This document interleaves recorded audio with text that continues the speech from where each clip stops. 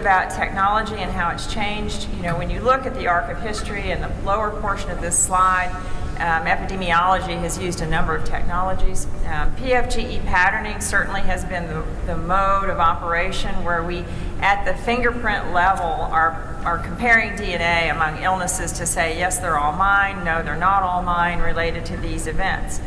But whole genomic sequencing certainly is creating a variable, and I wanted to show you some specific data that you in turn can show to your management to say, this is something that we can see in statistics now, not just be fearful about. New technology is not something to be afraid of. The question is, does it increase the velocity, and do we have data that says, yes, we could be in more harm than we were?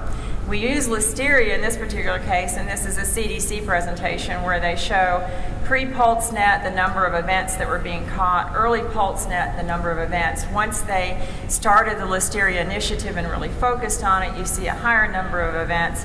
And once they suddenly implement whole genomic sequencing, we see the multiplier effect of that technology. What does that mean? That means they're finding Listeria in more products, in more factories, in more. So there are more events taking place around the United States today than there were 2-3 years ago because of this whole genomic sequencing, because we're seeing things and seeing illnesses and pinning them down at a rate that we were never able to see before.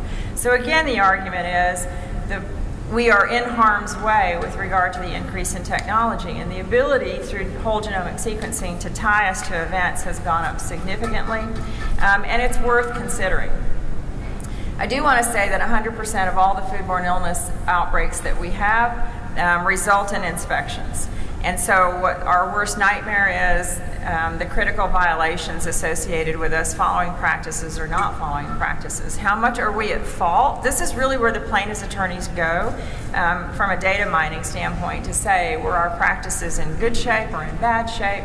And that ammunition certainly comes from the health department reports, and it'll be incorporated into the epidemiology report as part of the theory.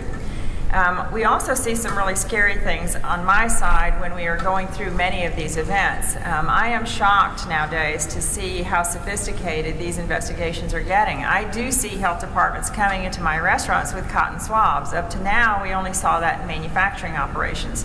But now we see them not only coming in and looking at our employees, taking samples from our employees in terms of health.